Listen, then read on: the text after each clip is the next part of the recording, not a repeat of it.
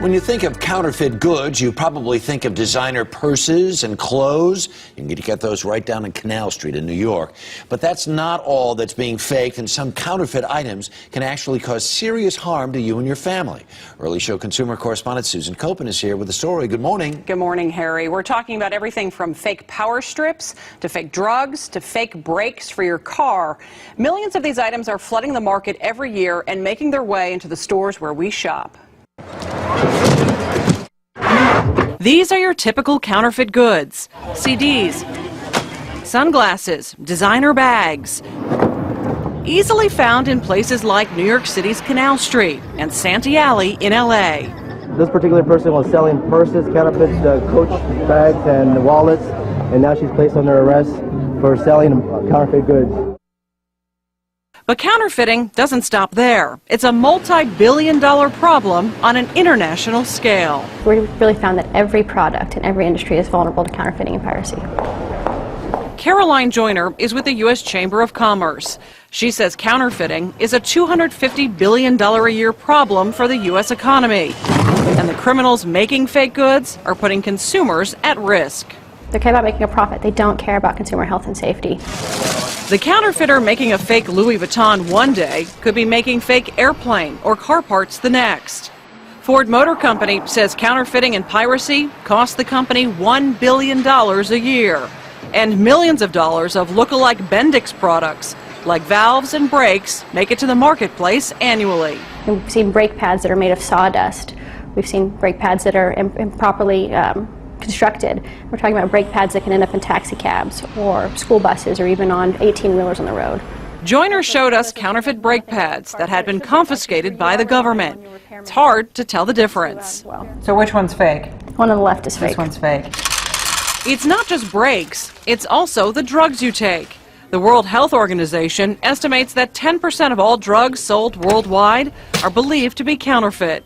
They may look the same, but counterfeit drugs often lack the active ingredient. They can lead to allergic reactions or worsen a patient's medical condition. Best case scenario, the drug is just a watered down version. Worst case scenario, it is toxic. Wow. So, and a lot of these drugs are sold on the internet. But they can make their way into mainstream pharmacies. Tim Fagan received a counterfeit drug from his local pharmacy after a liver transplant. And Maxine Blount was sold counterfeit Procrit from her pharmacy while fighting breast cancer. The assortment of counterfeit goods confiscated by the government is vast. Joyner showed us fake Lipitor, fake surgical mesh, even fake razor blades and toothbrushes. This is something that you're putting in your mouth, and I can tell you right now that the counterfeiter did not pay attention to safety. You have no idea what type of materials went into making that.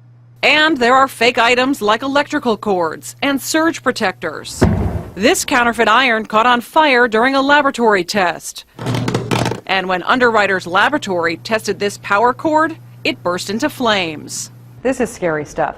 Buying one of these, if it's counterfeit, this can burn your house down. It can. And we have seen cases when it has done that. While you may not be able to tell a real from a fake with just a glance, there are things consumers can do to protect themselves from buying counterfeit goods. Pay attention to price. Counterfeit items are often sold at a much cheaper price than the real product. Pay attention to packaging. It may lack serial numbers or country of origin. And shop at reputable retailers. Counterfeit goods are often sold on the internet, at flea markets, and in discount stores. The federal government, plus businesses big and small, are spending millions to fight counterfeiting, but it's a global epidemic. These counterfeiters and pirates are all about making a profit, so they're absolutely going to take advantage of consumers during this tough, difficult time. Back in October, the federal government passed a law which dedicates more money and resources to the fight against counterfeit goods.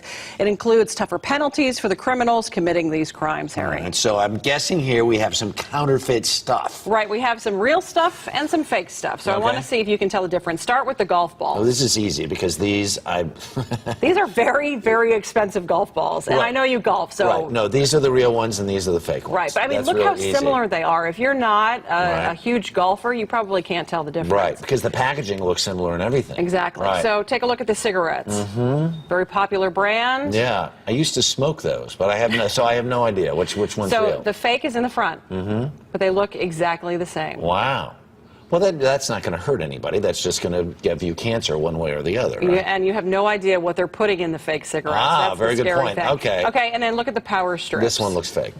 See, that's what I thought. This one looks fake. Yeah. This one is the fake. Oh, no. The one that's cleaner and has the better packaging. Right. This is the fake one. That's the fake one. You know, imagine if this is in your home, Right. it's fake, you have the Christmas tree plugged in, fire hazard. Now, do you have a sense that the stuff that is fake really is poorly manufactured and Absolutely, Okay. absolutely. The guy who's making your Louis Vuitton purse one day is then making your fake Lipitor the next day. That's not So good. these guys really don't know what they're doing. All right. Yeah, so All right. it's dangerous stuff. And are these mine as a lovely parting And gift? I am giving you the real ones. Oh, that's yes, nice. those are your Susan, gift. Thank you. You're welcome. You're watching The Early Show on CBS.